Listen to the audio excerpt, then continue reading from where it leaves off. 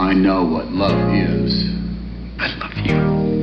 You complete me. I may have never been kissed on Notting Hill, but I found a podcast to get my fill. Maybe I'm clueless, but this is as good as it gets. Paige, Mikey, and Todd serving the best of my best friend's wedding. Rom-coms, true love, and heavy petting. We crying on the couch, but we're not forgetting that most of these flicks are trash. We relive it again, all romance in the podcast.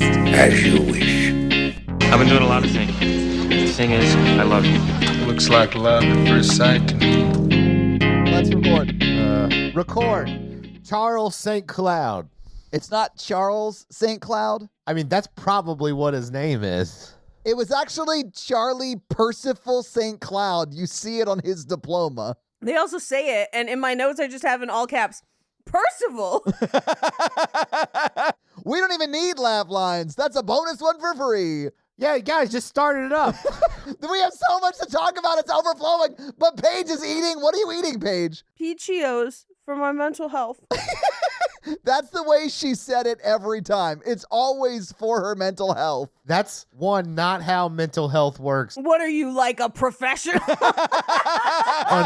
That'll be $125. Thank you for tuning into Romancing the Pod. You had us at Peachios. I'm Paige. I'm Mikey Randolph. And I'm Todd. And this week, Mikey made us watch Charlie St. Cloud. Whoa, okay. All right, I'll take the credit. Y'all were picking movies that were too movie. I picked a movie that's more my movie. I like how we said that is more movie. Like our too movies movie. are more movie, but Mikey's movies are more Mikey? Question mark. Your movies are like actually movies, and this is a fever dream where Zac Efron fucks a ghost. No, So, it's like, not a ghost.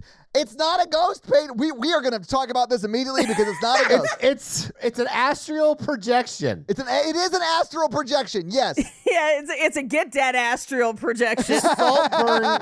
let me reel this Wait, in. I'm sorry. Did you say Saltburn? Is this somehow related to Saltburn? Yeah, because he fucked the grave, and I was like, hey. I thought about that, and I put it in my notes when they fucked in the graveyard. So last week when we were talking about it, I was like, I saw a movie once with Zac Efron that was like really...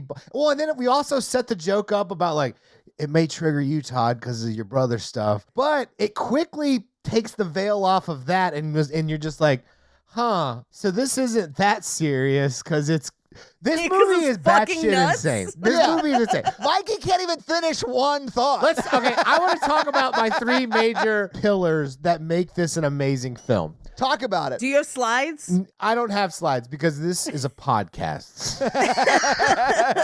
Pillar 1.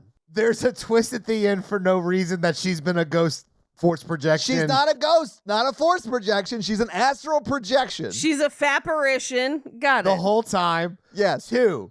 He talks to his dead brother like a journal the whole time, and the whole town watches him talk to nobody. I feel like I've heard this song before. Is this a Brian McKnight song? I feel like I've heard this song. Third pillar. This Ray Liotta and this town straight up put people who they're trying to save on the same cars as dead people from the accidents. So you have to ride to a hospital with the deceased, no matter what the event is, as you get worked on by. So he wakes up, he's not flatlined, turns to the right, it is his dead brother's body, which is such an efficient way to do car wrecks that we're just not doing right now as a society. And we start back at one. Thank you for getting my joke, Paige. Those are my three pillars, why it's great. I was texting Todd during the thing where I finally noticed that his dead brother was just strapped to the side of the ambulance for no reason. He wasn't strapped to the side of it on the outside or anything. He was just in a gurney in the ambulance. On a double-sided ambulance? I mean, It's a double wide. Yeah. He strapped him in a captain's chair, deceased on the other side. That body would be flying He around. called shotgun, Mikey. What were we supposed to do? Todd's like crying during this scene, texting about it, and I'm laughing my ass off because he's like, I'm alive? Where's my brother? Oh, he's sitting right next to you. By the way, Mikey just went limp-bodied. You couldn't see it because it's a podcast, but he just went full-on limp-bodied.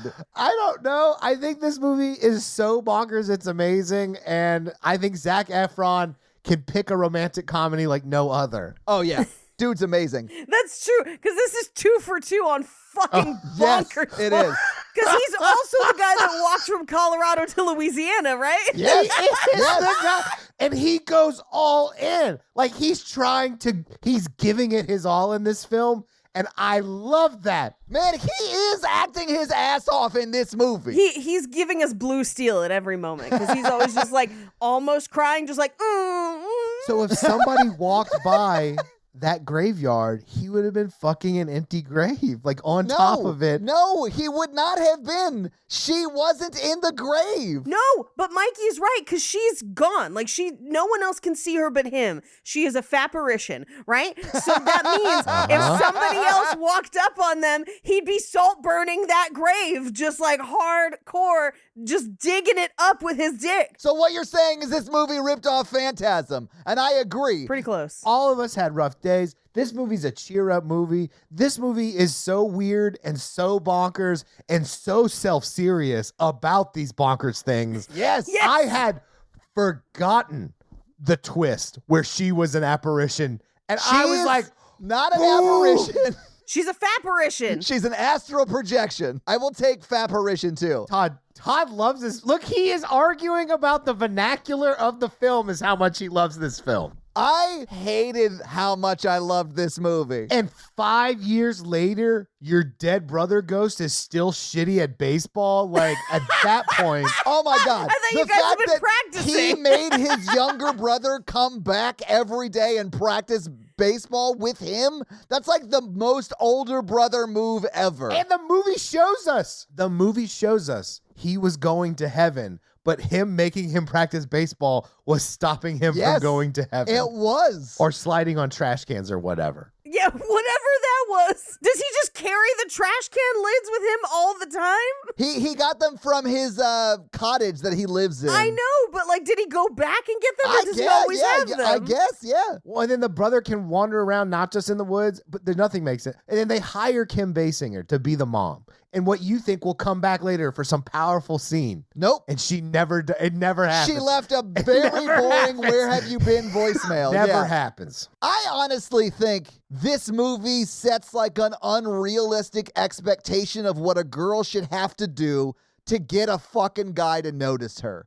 Like, Jesus, she has to be the youngest girl to like sail around the ocean. And then when she's trying to do that, she has to wreck her boat and then astral project herself and then woo this dude into fucking astral projection her enough to where he cares about her to go save her life. Like, this is an unrealistic expectation like that we're setting here. I submit that this film is called The Sex Sense.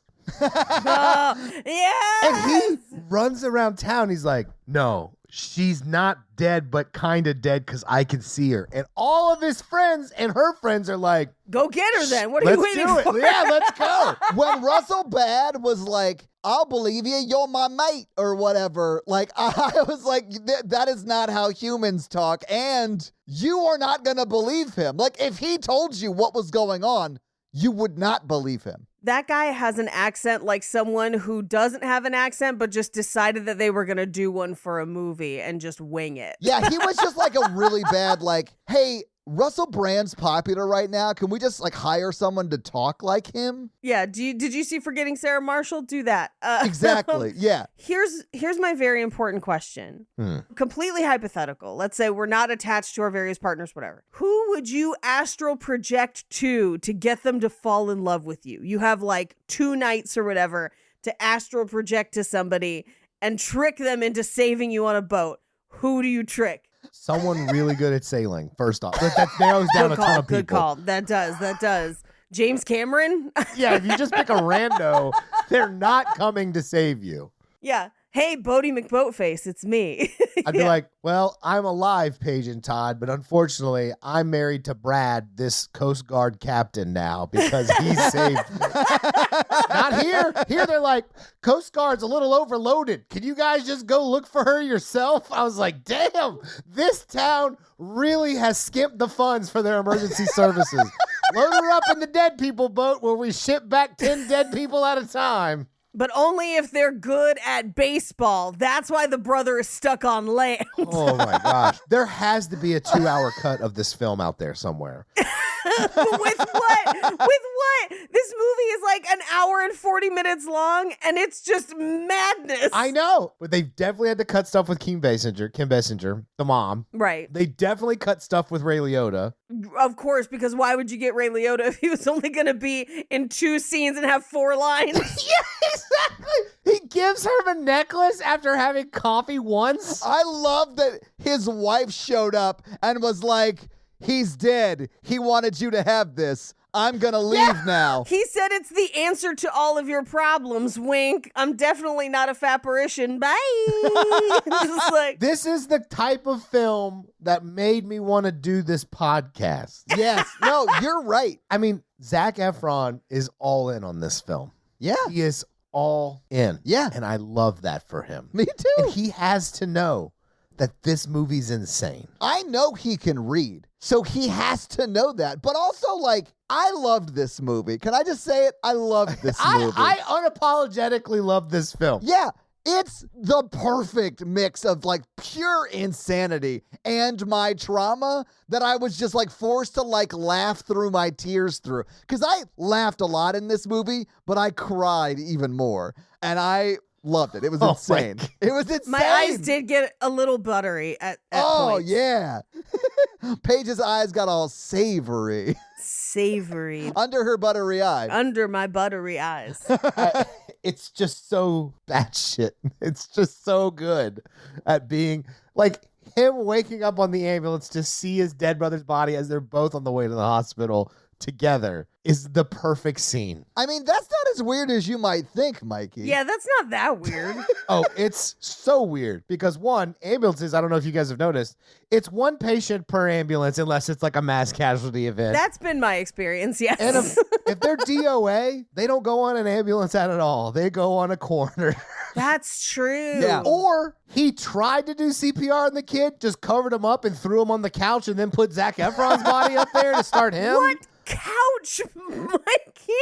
Do you think there's a couch in ambulances? Well, because so in the middle of the ambulance, you have a gurney. On the sides, you have like seats facing the gurney, like 3 seats, like a little medical sofa. Yeah, it's like a bench. It's Yes. not like a couch. Couch? Those are 2 drastically different things, bro. It's definitely like a love seat. It's a sleeper. Well, only when you're in the ambulance, Mikey. You know what I'm saying? It's our emergency futon for emergency. But also, like, you can't strap dead bodies onto this bench. It's like captain's. Any paramedic out there has to laugh so hard. I was laughing so hard at this concept. Mikey, you can't strap dead people to any couches like out of the box, like with the couch's normal accoutrements. They don't That's come true. with corpse straps. But you wouldn't just be like, all right, this guy we're gonna give CPR on, throw that dead body in the chair over there, and it would just have it slide around the ambulance as they're taking a hard right. It would just be sliding around. They're like, we didn't get the weekend You at gotta party strap add-on. it in. There's no way to strap it down. and they don't even have him body bagged up because his hand is out. Like he be zipped he up. just has a shirt over him. I couldn't stop thinking about that scene the rest of the film. I couldn't stop thinking about that scene for different reasons. By the way, I'm going to go ahead and turn the number of episodes since Todd talked about his brother's shit. Oh my I'm God. turning that back to 0 because this is like the first 20 minutes is like specifically my trauma. But did you also make your brother show up to show you how to play catch for 5 years? Yeah, you had a better older brother because he didn't make you meet him to go get practice baseball for the next 5 years. I've got stuff to do. Bring your drums to the woods and strum with me. No, it was my older brother who died, like literally like 2 years older than me, or like a year and 10 months, but who's counting? I know, yeah. So if it was him if it was us doing this, he would have been like, God, why are you trying to copy me? Stop trying to get into heaven or whatever. It would be like that kind of shit. He would be like trying to like separate himself from me. No, as we learn later on, the alive brother is stopping the other sibling from going to heaven. So you would have been cursing. I know. That's the difference between having an older brother and a younger brother. The older brother is going to be selfish and be like, no, you have to stay here for me. Whereas the younger brother's going to be like, I'm going to go ahead and live my life, but thank you. Is it selfish to go to heaven as a dead person? I think that's just what dead people do. I know. He should let them do that. That's what I'm saying. The older brother would be like, I'm leaving. You stay here. This is the normal order. I of know. things." That's the way it should be. This could have been solved with a very normal, he's always a ghost and always around and always at the graveyard. And that's why he lives at the graveyard and doesn't leave town. Instead, he's got to be in the woods at the canon time, at the sunset time. Yeah, it's only during like golden hour, guys. It's overly complicated. Have him be a full-on fucking ghost, and it explains a lot more of the film. Dude, I love that, like, his brother's time period is like golden hour. So you're like, oh, cool. During golden hour, he can see astral projections and ghosts or whatever. No, that's not what it is. Like, he sees them whenever. Like, it doesn't matter, but that's never explained. Nothing is ever explained. No. And you know what this needed? This needed a little bit of American Werewolf where people started to show their injuries. How awesome would that have been? She does. She does do that. Oh, that's right, because she got the head injury. Yes, she starts bleeding from the head when he goes back to the grave he fucked her on, which is her dad, I think. I think they fucked on a different grave. I hope. I just realized that this is actually, and I don't know if it's a ripoff or parallel thinking because it's around the same time. This exact scenario also happens in MacGruber. The movie? I have not seen that in a while. I've never seen that movie. Yeah. Oh my God. It's where his wife, Maya Rudolph, who has passed, appears to him as a fapparition, and they have sex on her grave, but then his friends show up because they're worried about him, and he's just by himself jerking off on the grave. And that's why his friend is like, I'll believe anything you told me because 2 nights ago, I watched you have sex in the graveyard by yourself. But he is fully like crazy though. Like he is crazy, right? Because he's doing crazy shit. He's suffering from mental illness, Yes. Todd. Yeah. That's probably the right way to say it. Guys. From the outside, it would appear that way, but the movie and the evidence shows us that he is seeing and doing real things. She remembers the time. Oh, and yes. he figures out where she is based on all the magic. So it's not a mental illness. It is real apparitions and real ghosts and real astral projections. Mikey is right. We have to live inside the reality of the like magical realism of the universe we're living in, and he is right. When his brother goes for heaven, he said, "Woo, there's that girl you fucked." Woo. Shooting star. He was like, hey, there's that girl you astral projected inside of. So I have a logistical question. Sure. If it was their first time in the graveyard, I thought about this too. are they still virgins? No. We don't know that he's a virgin. No, I know. I'm just saying. I'm asking if that counts. Like, does astral project fucking count? No, I don't No. think so. That's like AOL stuff right there. You know what I'm saying? It's like AOL. I didn't realize the A and ASL stood for astral projection, sex, location. I just didn't realize that that's what ASL stood for. You got to have physical penetration for this couple. For this couple, I'm just saying physical contact, I guess. Yes. No VR. Right. VR sex is not real sex. I would consider this the equivalent of having like a real vivid sex dream where you wake up and you're like, that was awesome. Y'all ever had a sex dream and you wake up in a graveyard talking to a goose?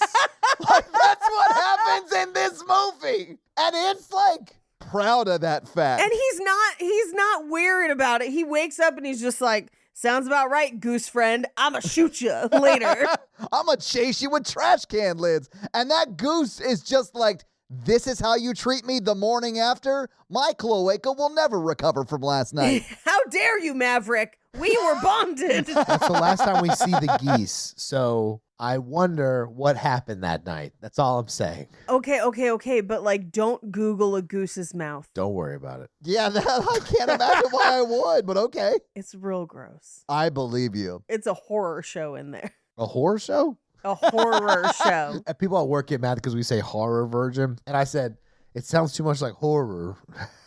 The rural juror. Yeah. Yeah. Horror virgin. horror version. Now we're just saying the name of our other podcast on this podcast. Would you guys just want to get into the movie so we can go through it scene by sailing scene? Yes, we gotta go through this movie so we can talk about the fucking madness. Okay, first of all, we open and he's sailing on some kind of boat. I don't know what kind of boat it is, so I'm not even gonna try because I don't want to get your emails about it. It's a sailboat. It is a 2-person skidamarinka-dink. I don't give a fuck. Like, I don't know. It's a 2-person boat. Him and his brother are riding on it, and they're like leaning back into the wind because it's blowing their sail, and they're like trying to win the race, and they do barely win the race from this other team who we come to find out is a villain. You really painted the picture there. Thank you. Well, I'll tell you Honestly? what. These are the boats my dad used to race when he was a kid. Oh, my and, God. And I've got a bunch of pictures of, like, those types of boats, and I don't know anything about them. Well, the way you're acting is like an anchor. You're weighing us down. I don't think these have anchors. I don't know. They I don't boat. definitely I don't have know. anchors. Boats have anchors. I don't know about boats. I don't know. I don't think these have sails. Yeah, they definitely have anchors. Who knows? Some boats don't have No, sails. some boats don't have sails. I know but all boats have anchors. You're right. No, not all boats have anchors. Rowboats don't have anchors unless you bring one. A canoe doesn't have an anchor. Okay. This is not a 20-toe scenario. There are boats without anchors. Paige aggressively cannot be wrong. And isn't. I'm not. I still think the point Mikey and I were trying to make is valid. A though. large boat has Yes. fucking anchors. Yes. Are these Also, large? Paige, What size are If boats? it's bigger than a car. Paige, If it's you bigger than a technically car. win on a technicality. I'm not saying you're wrong. I'm just saying. I am. If it's bigger than a car, it's got a fucking anchor. I don't know. It's not even that late for this level of insanity. It's this movie's fault. It's only 8:45. I told you all that this was going to be a blessing upon your lives, and you didn't believe me. Mikey, needed this so bad. I loved this movie. I should have purchased this film. I hate that I didn't, and I paid $5 to rent it. I paid $3.99, so I don't know what you're doing. I fucked up. I got it free because I had fucking stars. Suck a dick. Never heard of it. I'm not shocked this movie's on it, though. Yeah. Oh, you mean a thing you like? A thing you enjoyed? And we're just talking about how much you Paige, enjoyed? I'm not saying you're right on a technicality, but I still think the joke holds up. I bet Stars got an anchor. Anyway, it goes on too long. It's the most boring boat race I've ever seen. They're just like, lean back. And then they lean back for like 10 minutes and then they win. Well, you have to lean back because the sail, like, you're like getting blown by the wind so hard you have to lean back. Like a There's fat no person? understanding of Yeah. that sexual. Tell me but that's more about hilarious. this. Anyway, whatever. They win the race. Everyone in this movie's getting blown by We've the all wind. been there. I had to lean all the way back because I was getting blown too hard. Yeah, he's leaning back with his hands behind his head, like, give it to me, wind. Oh, Let's go. carabiner me. Listen, this is the race with his brother. We cannot talk about this kind of stuff. His brother's like 12. Yeah, but his brother also like asks for bikini pics later, so whatever. That is weird. I don't remember that. But Well, okay. I mean, he's done the ghost thing for 5 years, so he's like 17 ghost years. Yeah. Oh, wait. Is that how it works? Like, if I talk to my brother, would he be like the age he would be today if he was still alive, or would he be the 17-year-old that died? He'd have the same body as the 17-year-old, but the mind of like a 44-year-old. Ooh, Now this I is like a Peggy hate- Sue got married Ooh, scenario. yeah, I hate that. That's rough. Okay. Ugh. Anyway, we do find out that Charlie St. Cloud, aka Zac Efron, is supposed to go to Stanford on a sailing scholarship, and these other two assholes that lost this race are going to Yale. Yeah, his mom must be Candace Cameron. Oh, wait, it wasn't Candace Cameron. Who was it? It was the other one. The William Macy's. Felicity Huffman is Macy's wife. Yeah, I'm looking it up right now. We're fucking researching a joke that's going to be like a throw. But yeah, that's fine. That's fine. Whatever. It's Lori Laughlin. That's it's the not one. Candace Yeah, okay, Cameron. yeah. What's her mom? Lori Loughlin? Because her mom got her a fake sailing scholarship. It's fine, whatever. It was crew. It was rowing, not sailing. But Either way, it actually wasn't that because they weren't in that sport. They just, right.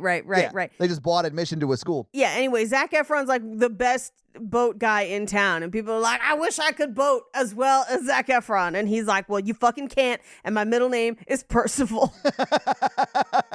It is, though. His middle name is Oh, because St. Cloud.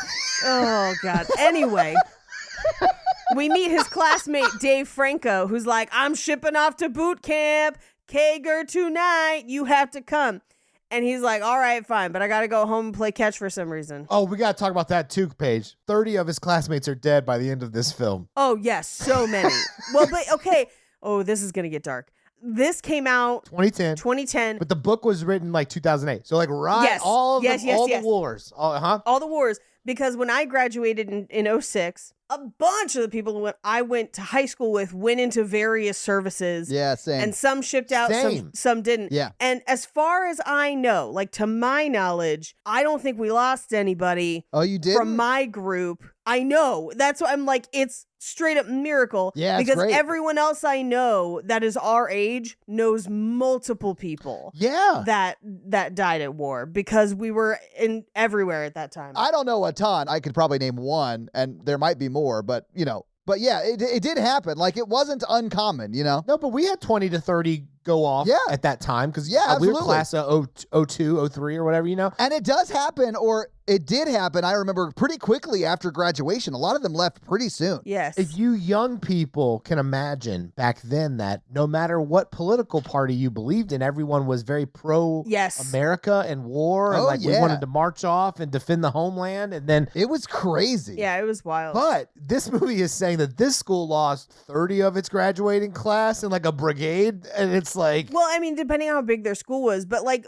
what I was kind of getting to is like, think about each of us know, and here's the thing, even people I didn't go to school with, I know of people. Sure. And it doesn't sound like a lot when you're like, well, I know one or two, but we all know one or two. Yeah, that's fair. Yeah. It adds up, It's kind of like COVID. They're like, it didn't kill that many people, but I was like, if you ask people, they like, everybody kind of knows somebody who died of COVID. Yeah. Right. It's a lot of people. Yeah. Anyway. So he goes to play catch with his brother at home as the sun is setting. And he's like a weird asshole about punctuality for this. Just like a teenage boy.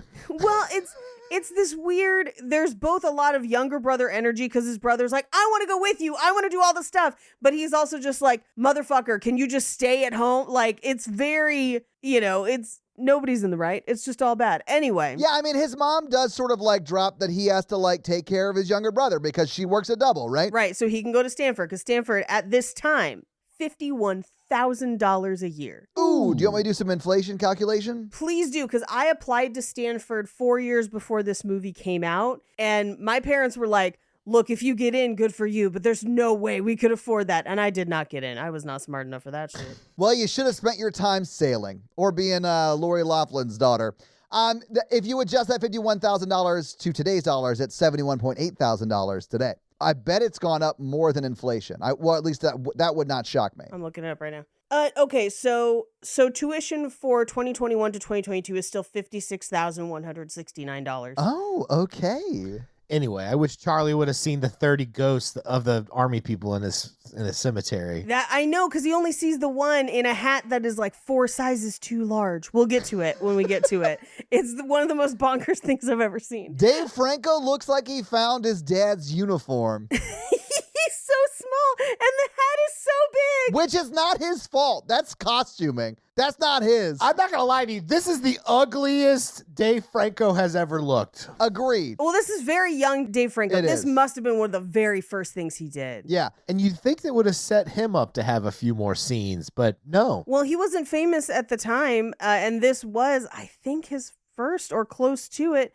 Everything else, oh no, he was in Superbad, and Superbad was a couple years before this. Yeah, but it sets him up at the beginning, lots of screen time at the beginning. He comes back in the middle 5 years later, where you think he's going to be like his mom, like all these people coming back and being like, you need to live your life. Right. And none of them come back. No. Well, and okay, we got to keep moving. We can't get bogged down because there's a lot of corn mazes to get stuck in this movie. Okay, so he's supposed to babysit his brother, but he wants to go to the party. And so he's going to leave his brother at home, but then the brother's like, I want to come with you. And he's like, fine, get in the car. They set up that the car is not functioning well, so it's kind of stalling. Right. So they get in the car and drive. The car stalls out. And they have like a full few seconds to be like, oh shit, our car is stalled out, like whatever. Before the truck just like T-bones them out of nowhere. And I'm like, there's no way that truck didn't see them. Like, Oh, they weren't stalled out. They were stopped at a red light. He was turning his wheel because he was gonna turn left, but that drunk driver hit the back of him. The reason they show his wheel turning is because because of the momentum of the car behind him slamming into him, pushes them sideways into the intersection and lets them get hit straight on from that, or on his brother's side, get hit straight on, which is why his brother died. Right. It is not shot great. It's very difficult to fully understand what's going on. I was a little triggered by this moment, so I remember all the details of it. You just need to watch the 11-year-old turn to the camera, say Charlie as the truck slams into the car. It's brutal, man. It's awful. Charlie? It's as wild as Wicker Man. It's as wild as the one in Wicker Man. The one in Wicker Man that's physically impossible on the road that they present, like, it's that crazy. I know. Also, they're like hit by a drunk driver, but like it's the truck. And the drunk driver's the one who rear ends them. Which ultimately causes the car to go into the other guy's lane. Yes. The drunk driver would have been charged with vehicular homicide. Yeah. And then attempted vehicular homicide, probably. Manslaughter. Probably. But that truck driver is never going to recover, even though all he did was kill the brother. I don't know, man. Truck drivers, man, they just like train conductors. They just keep going. We made you! Sorry, that was a maximum overdrive call. Anyway, I'm bawling at this point. Sure. Yeah, no, I'm a little savory. Dude, the whole ambulance ride, I was full on ass weeping. Oh, you're skipping that they're ghosts outside the car first. I'm sorry. Yes. They okay. are. But they also like Star Trek Enterprise transport from underneath the car to in the ambulance. No, the bodies are still in the car, Paige, because they're like, who's coming to check on us? Oh, he's like, don't let him find us. Who they're gonna find us? Yes, yeah. Yeah, when you know they're all ghosts, you have to do it a second watch. You get to learn things. Well, but okay, so they're gonna find us. They're gonna find us, and then as he shines the light, Zac Efron turns into some sort of red glowing. He's like, I'll never leave you.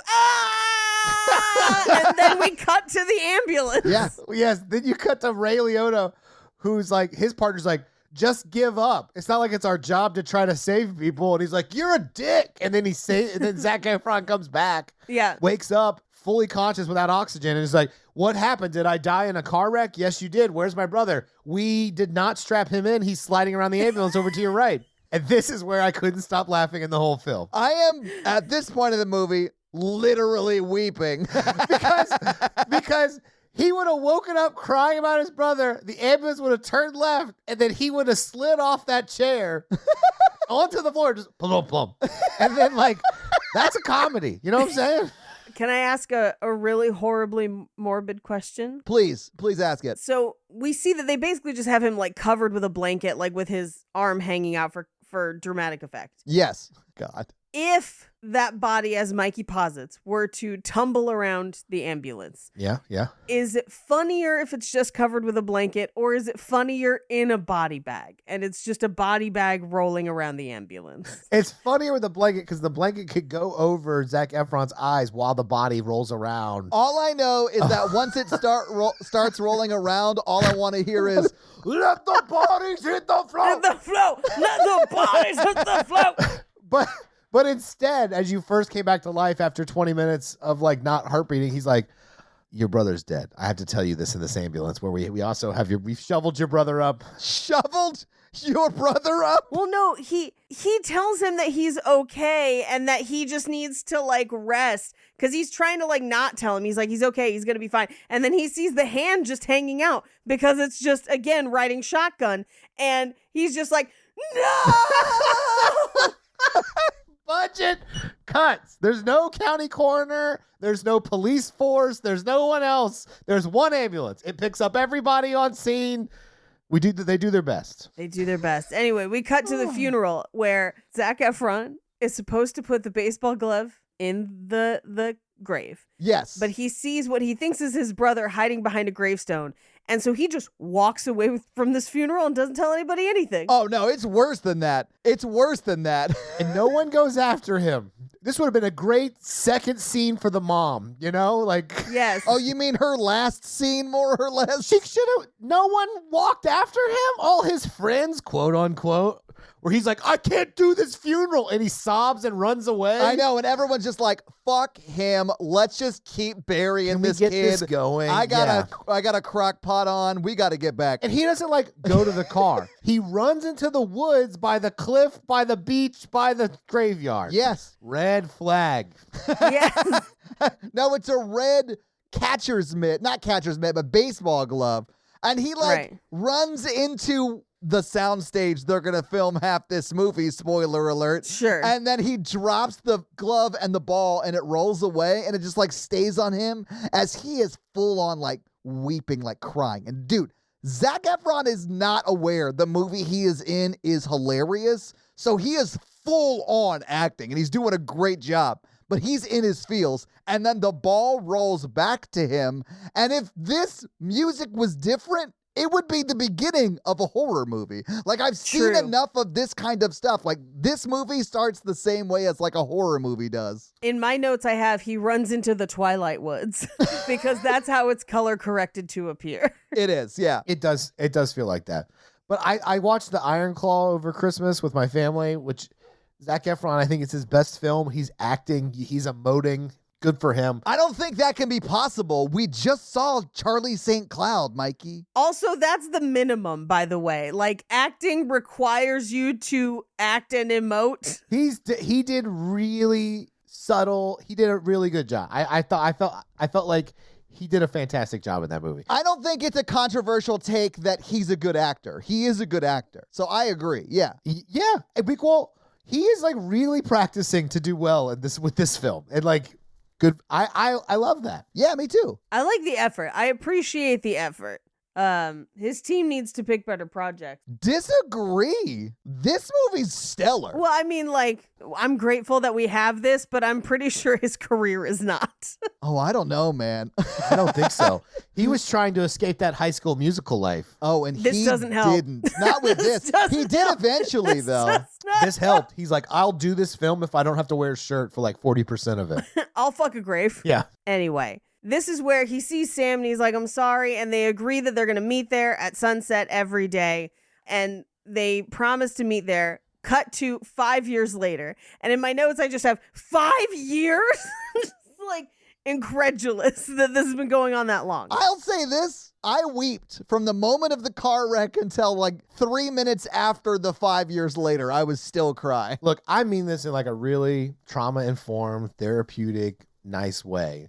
You gotta get your shit together. I have gotten my shit together. I go to therapy twice a week still. And I've been going to therapy a lot. I've been doing a lot of therapy. But like, you know, part of that was learning to access my emotions. And when I watch shit like this, they come out. Like I said, I got a little buttery. Yeah, under her savory eye. When you start feeling sad, just imagine the body of the brother tumbling around in that ambulance with him as he cries. So I don't think that's going to help Todd.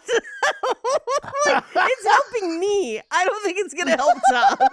So I didn't get to experience that because my brother was life-flighted to Vanderbilt Hospital, and they took me in an ambulance there. And I was in a single-stall ambulance. It's called real life, where they Single stall ambulance. That's how, there's no double wides, okay? No, there were double wides. I had friends that lived in them. Can you imagine if this is how they did car wrecks? Where like, Paige, let's say you and your whole family are in a car wreck. This is a morbid example, but they're all dead. So like you wake up on an ambulance, you're like, got the oxygen mask, and the paramedic's like, you were in a bad car wreck, but you're okay. And you're like, where's my family? And he's like, oh, just look to your left and right. And it's just 5 dead bodies in this ambulance with you. I'd be like, this man is a murderer. I have been given chloroform and we are all going to die. Yeah. That part made me weep the most because even though the setting was different, I pulled my brother out of the truck and laid down next to him. And we laid there until people like arrived to help. So like I know what that's like. And now I'm just picturing having that moment, but him sliding while that's going on because he's not strapped in. And that is a dark, I don't know how I feel about that, but it's making me giggle a little bit right now. I just think you're kind of a piece of shit for not playing catch with them every day since then. hot take here, but like, what the fuck, bro? This grief seems a little performative if you didn't show up in the Twilight Woods to like visit with him. I'm going to tell you guys something I've never told anybody and literally nobody knows. But don't tell anybody, okay? Yeah. Wait, this is on a podcast. You're saying listen to a Hey, microphone. shut up. Okay. Hey, what's your credit card number? I've done that before, Paige. Please, let's not again. I would go break onto my old high school's practice soccer field and like just kick the ball around with myself a lot after he died. Like I would break in to school to do that once a month for like 2 or 3 years. I don't think that's that weird. That's not weird. That's not weird. But that's sort of what he's doing when he's playing catch. No, Todd. That's not weird though. He is talking to his brother. Some would say it's like a prayer. He's like Yes. playing catch out there. Yes. Yeah. Now, if you were caught on that soccer field fucking one of the goals at one of those practices, that's when things would have gone from this is sad and grief makes me sad to we've got to get this man assistance immediately. I mean, I would have questions if I felt like the practice of talking to your deceased person was impeding your life from moving forward in other ways, Yeah. which I think it is for Charlie. Oh, in this movie, it fully is, yes. But also, if you're going to fuck anything, make it be a hole in the ground. The goal is too wide. Too wide for some, maybe. I never talked while I was out there. It was just me running around, sort of remembering what it was like to play soccer with my brother on that field, because that was where we would play soccer when we were, playing for school. That's very healthy. Some of the stuff Charlie's doing is healthy. Now, if you became the janitor of the school so you could talk to your brother every day at the soccer field. Hang on. I'm going to write this down. We're going to write this movie. Hang on. It's basically the movie we just watched. It is, yeah. And then another student goes missing, a substitute teacher goes missing, and then you fuck its ghost on the soccer field. It's not a ghost. It's an apparition. What happened to that new sub, Mrs. Kirk? I don't know, but have you seen the janitor fucking the football post? This is my favorite type of film because the more you think about single things about this film, I know. the funnier it all. It's like the his best. friend who's like, I'm your best mate. I've seen you talking to your brother. Definitely saw you have sex out there with the ghost last night. In a graveyard. I'm not going to report it. I'm not going to get you help. Just know that I saw it and nice. I've got your back 100%. Let's steal this boat. It's got an anchor. Thank you. Which is not a given on all boats. Paige wants you to know. It's true. So thank you for informing me which ones do. I love that we can talk about like some very serious, like heavy, like shit while laughing about it. That was very fun. If you rewatch it now, you won't cry because the ambulance scene comes in like a hammer in the It middle does. of that. It really does. And I'm like, is that body just gonna flail around the fucking ambulance? And like the rest of the movie, I couldn't be sad because I couldn't stop thinking about it. I did not notice the ambulance till you told us about it. Me either. I was like, of course, the other double wide ambulance I've seen. When Todd was like, I'm crying and I'm right behind you, I was gonna be like, I almost sent it then. I'd be like, just look at his brother flying around in the ambulance in the back, his dead body. But I wanted to wait till now to get the real reactions, I'm glad you waited. Can I tell you that I didn't notice the ambulance when I watched it, but I did notice this next scene after the funeral, and it made me laugh out loud because he pans from the Twilight Woods back to the graveyard, but they clearly didn't have the money for a full graveyard. We never see the full graveyard. We don't. And so in this one shot, they used miniatures, and it's the fakest Yes, looking thing I've it ever is. seen. It looks like a 1940s set. Like it does. It looks, yeah. it's charming. I think the real set is just the 30 high schoolers, her dad, and Yes. his brother. I love how Mikey said the set and then named characters in the movie that are not at all a setting. Like, people are not a setting. Those are all the graves in the real graveyard yes. set. Yeah. Okay, I got what you're saying now. Okay. And we only see his brother's grave in miniature. We never Yes. see it full. Well, his brother was a widow guy. Yeah, he was tiny. We pulled back from the miniature and reveal the little like cabin, the like caretaker cabin that he lives in. And he's like getting up, walking through the graves, and he like chases the geese off. because apparently they're shitting on all the gravestones and it's corrosive. And I was like, what is wrong with these geese? What is the government putting in our geese food to make their shit corrosive? Paige, it's not geese food. They are dropping oil and like a mixture of gas out their cloaca because they're government drones that are there to spy on us. Wake up, sheeple. Todd, it's the battery acid. Exactly, Paige. Depending on what I'm eating, I'm also dropping gas and oil as well. We know that you lose potlucks frequently. Which, when we were recording the other day, I'd been sick all day, and I was like, I'm going to have to tell Todd and Mikey I lost a potluck, but then I got better in time for recording. Nice. So I won it back. Congratulations. Anyway, fuck them geese.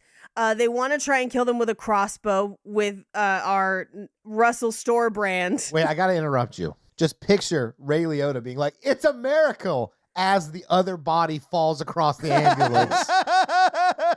We gotta move on from the ambulance. Hey, I can't. Mikey, I can't move Mikey. on. We've been talking about this movie for an hour, and we've talked about the ambulance for 30 minutes of it. Mikey, I have to point out that I thought you were going to say, I have to interrupt because he does have sex with one of those geese later. He does. He does. But also, like, Ray Liotta probably kissed that St. Jude thing as his brother tumbled off that sea. Like, thank you, God. You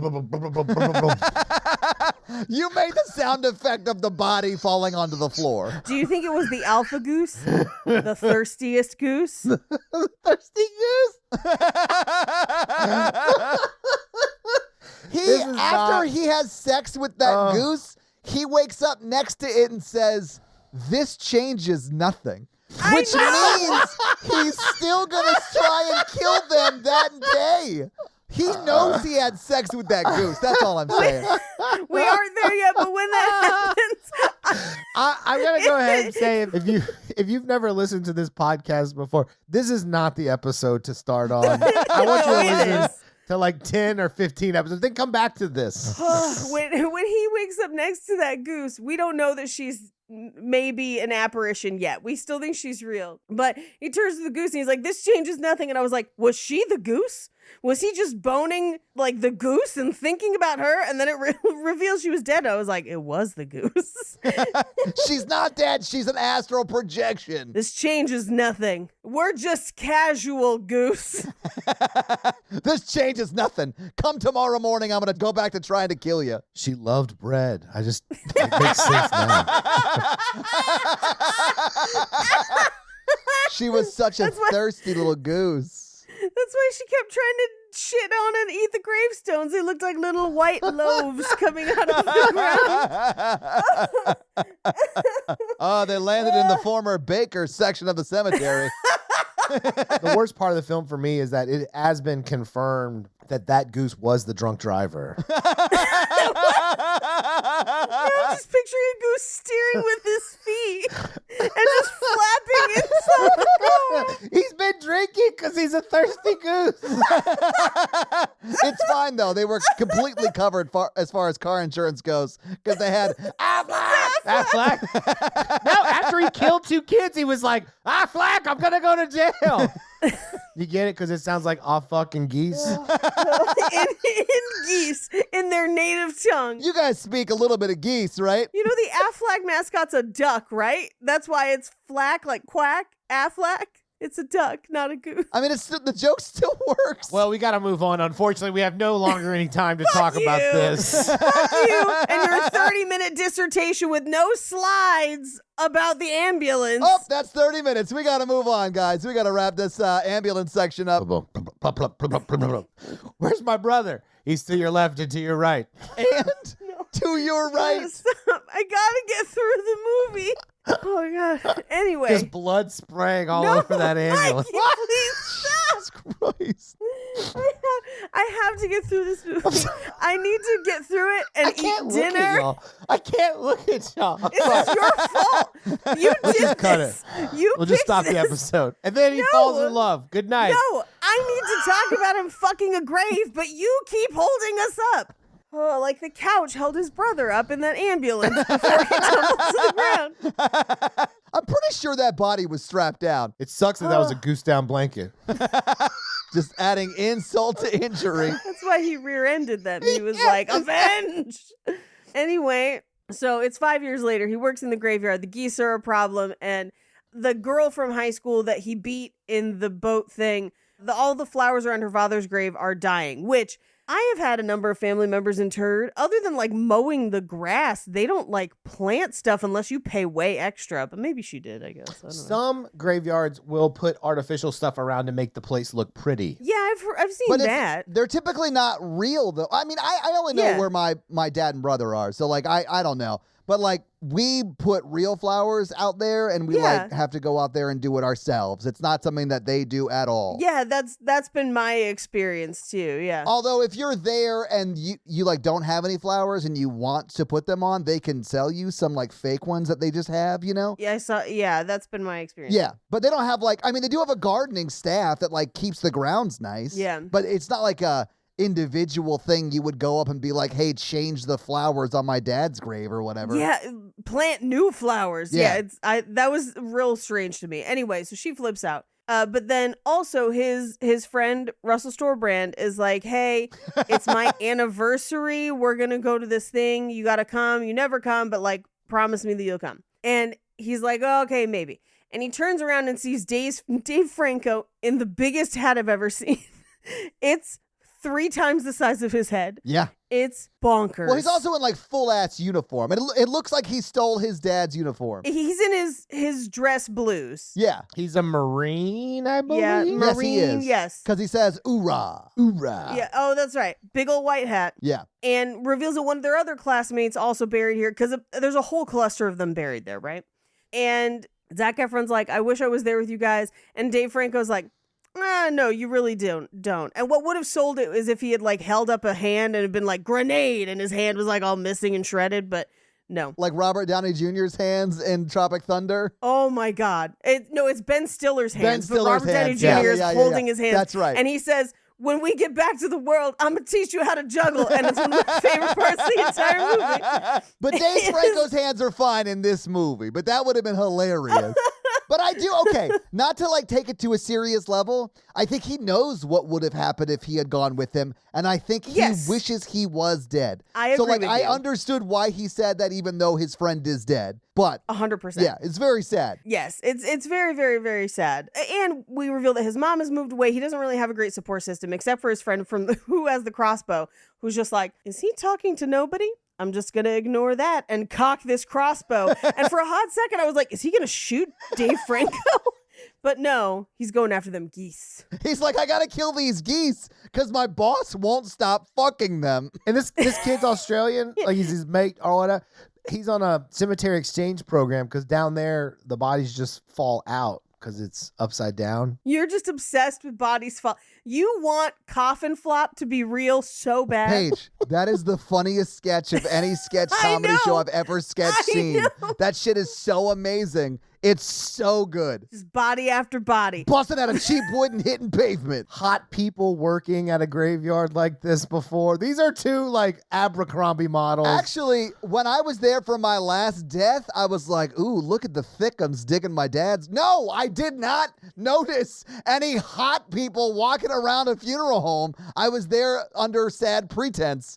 Paige has her hand raised, so she has a counterpoint. I follow multiple hot girls that work in mortuary sciences because I have questions about death and they usually answer them on TikTok. Okay. But also, dudes who dig holes all day usually got them muscles, though. Hashtag dudes who dig. Dudes who dig. He also plays baseball for an hour a day. Yeah. Anyway, but in my notes, just in all caps, I'm like, yo, is Dave Franco a ghost? And yes, yo, Dave Franco is a ghost, though. Because I was like, what is this movie? Now I just want a yo, is this racist type podcast, but it's just the 3 of us. And it's yo, is this a ghost? And it's just people write in their ghost stories and we determine if they're a ghost or not. Yo, I want to highlight that there have been more ghosts on this show than on Horror Virgin. Oh, hell yeah. Dude, this podcast premise is rife with ghosts, and that will not change next week. I'm just going to warn you. I've already picked it out. So many ghosts. so little time. Anyway. I didn't realize it was going to be a theme when I picked it, but it's a theme, baby. So Zac Efron goes to the local like toy store that seems to be wildly overstaffed, but all of these girls want to ride on that dick. Not all of them. 2 of the 3 want a piece. The third is like the only one who like really has a chance because she's like actually paying attention to what's going on in that guy's life. Sure. But also doesn't at all seem interested. And she is like blown away at how vapid and stupid her friends are. And I just love the way that actress plays that whole scene because she's like, God, my friends are dumb idiots. Like, I love it. It's so funny. Okay, but then he buys, he says it's for the geese, but he buys this like super fancy remote control plane and takes it out to Golden Hour with his brother. It's just like a model airplane. I'm not sure it's like Yeah. super fancy. It was like $100 or something. It's big though, and it flies. I mean, that's got to be expensive. That's pretty, yeah. I mean, it's not a simple machine, but Anyway, I did just note in this scene, I was like, I think it's funny that he still makes a ghost exercise because he's just like, no, run it back. And I'm just like, dude, you're a ghost. You don't have to do this anymore. He's like, you're really shitty at baseball. You're never gonna get into the major league. No, you're not. You'll never be invited to the Field of Dreams if you don't get better. You're never going to get to meet Shula's Joe Jackson and Kevin Costner's dad, who I believe was the catcher on his team. I cannot remember. I don't remember, but when they revealed that part of the reason that kid was in baseball is because he had told himself a lie that their dad who went out for cigarettes and a minor league team audition never came back, and he was convinced that his dad played for the Sox, even though there was no sign that that happened. That was unhinged, and it's not even the top 10 weirdest things in this film. It is just a aside. Yeah, the fact that their dad got murdered on the way to that tryout and that murder was never solved. I don't think it's murder. I think he just left them. No, he definitely just left them. I was just making up some other crazy story. Yeah. He went out for Big League Chew and he never came back. That is like a 12-year-old's understanding of going out for cigarettes, and I love it. Yep. Well, they don't remember, but they both woke up on an ambulance, and they're like, where's our father? And he was bouncing around beside them. Sorry. Rounding the bases, if you will. Get started on your resolutions with Factor, so you're ready for the new year. Factor's ready-to-eat meal delivery takes the stress out of meal planning and sets you up for success in the new year.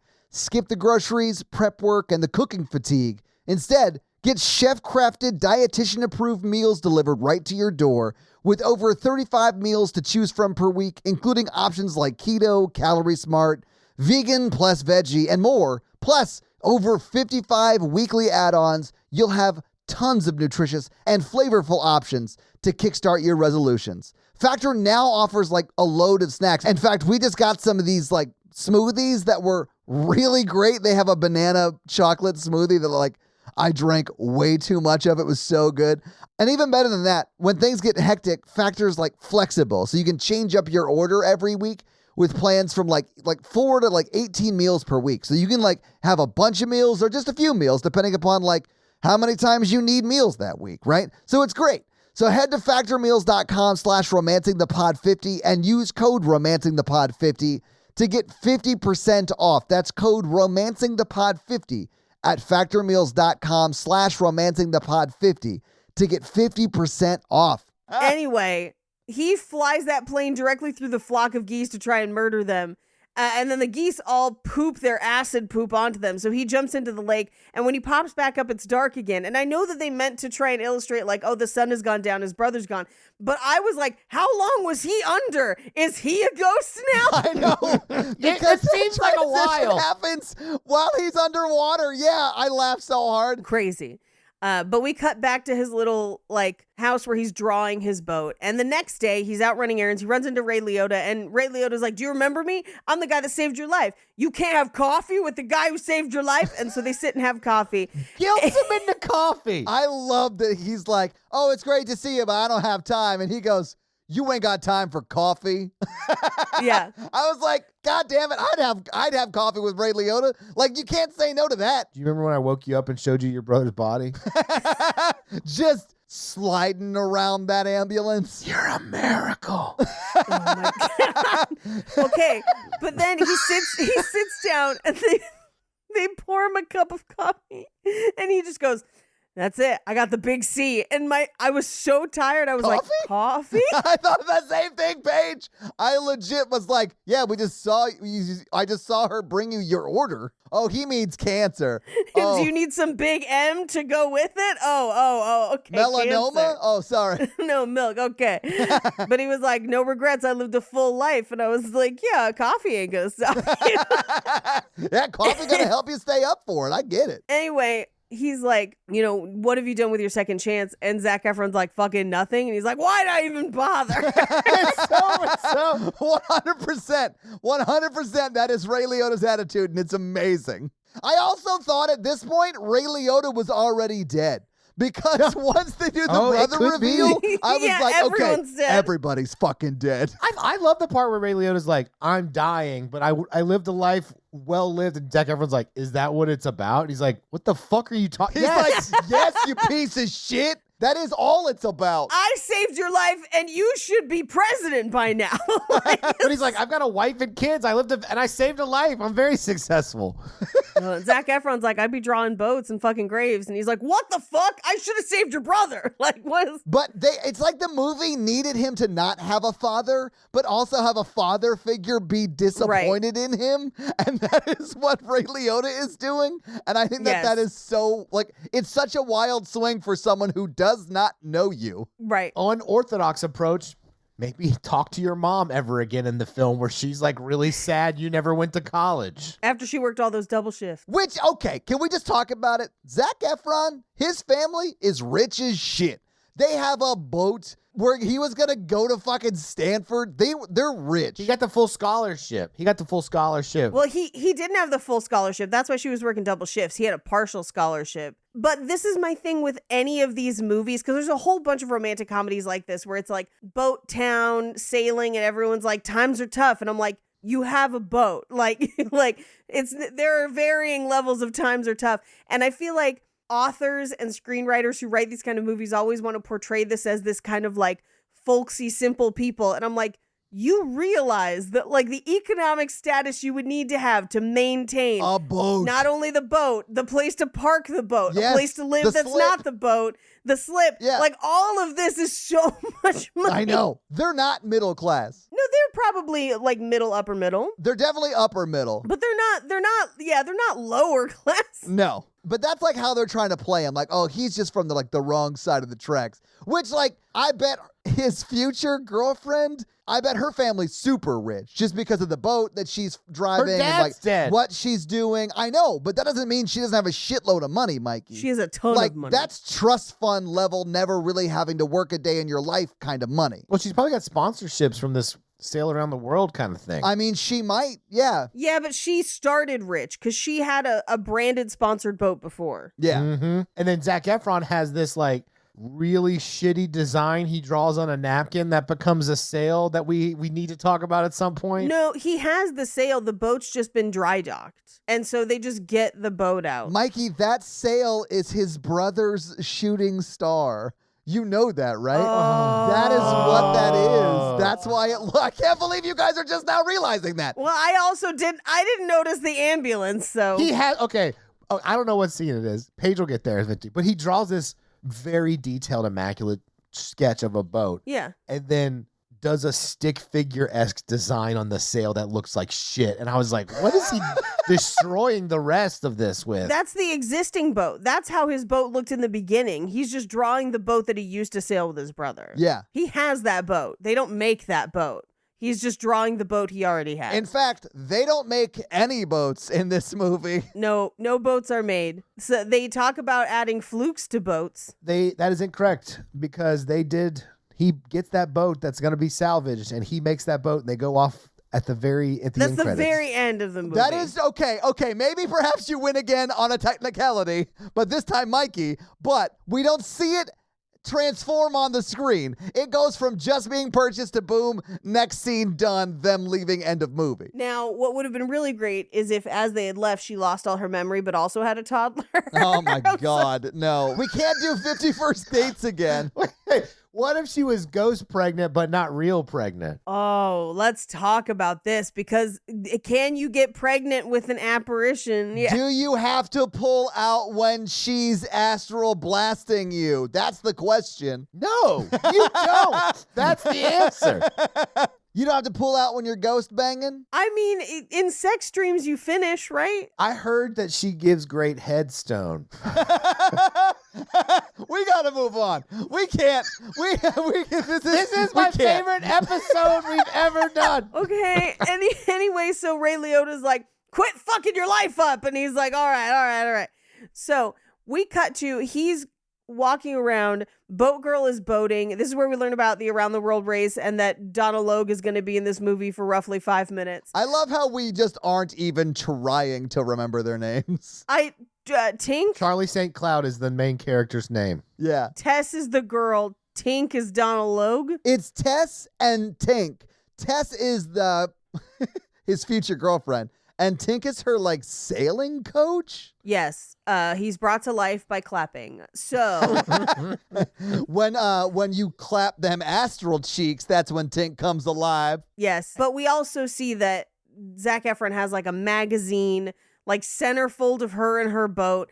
And then he takes it to show Sam, his brother. And this is where Sam is like, do you have like a swimsuit shot in there? And he's like, what are you going to do with a swimsuit shot? And he just goes, everything. And he's like, quit pulling on the magazine. You're going to wreck it. And he's like, I'm going to wreck it repeatedly. And I was like, whoa, hey. He's mentally still aging because he won't let him go to heaven. I mean, so if he was playing, obviously he looks like 12, but if he was playing a 17-year-old, like I would buy that though. Like that would sort of Sure, make sense of for course. a 17-year-old. It's just weird to come from a child. Yes. But we cut to the anniversary thing at the bar, and we see that Tess and Tink are sitting on kind of like one side, not really part of the party, and then the party is going on with him and his friends.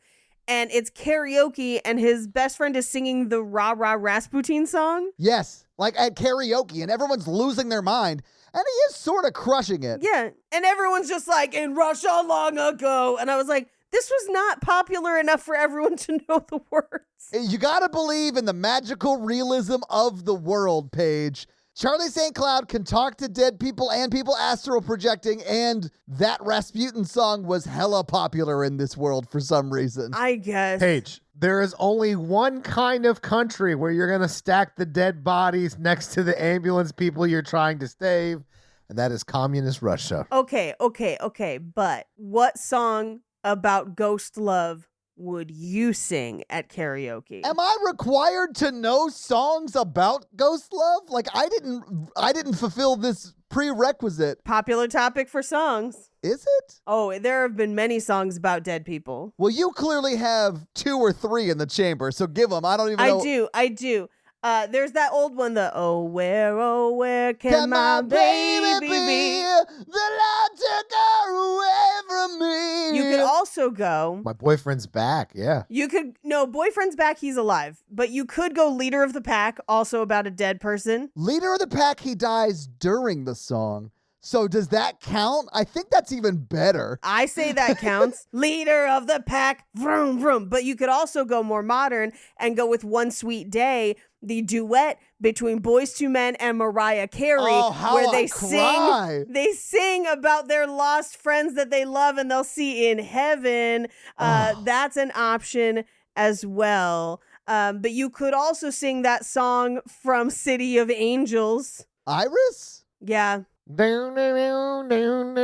gonna say that counts because she dies in that one. Because she wasn't looking where she was biking. That's all Meg Ryan's fault. And I don't want The train to see me, cause I don't think that it will stop. Guys, why doesn't no one get killed by a regular car? I don't know. It's always got to be an 18-wheeler that's carrying logs every time. Yeah, cars can't kill people. I throw a car over that mountain. It's got to be an 18-wheeler. Throw a car.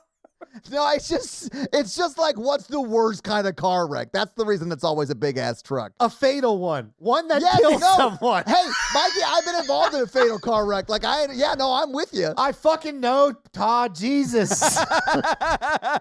How dare you use my full name? Jake just sent me one that says Diarrhea Planet, Ghost with a Boner, Real Band, Real Song. Did Jake watch this with you? No, I usually watch these ones by myself. He should have. He missed out. You go make Jake watch this right now, or I am reporting you for spousal abuse. No, what? Domestic violence. Spousal neglect.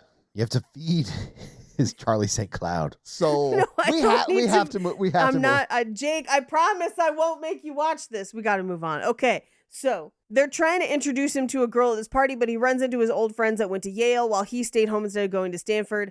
And they're kind of like, at first it's like good-natured, dickish ribbing, but then he's like, yeah, drink up. It's not like anyone's going to let you designated drive, which is low blow. It's definitely worth punching him for. Oh, I would have murdered this dude. 100, but that's my favorite is because he's like, oh, you're working at Goldman Sachs. You still got full dental. Great. And then punches him. And I was like, Good. yes. It's a good Lay scene. him out.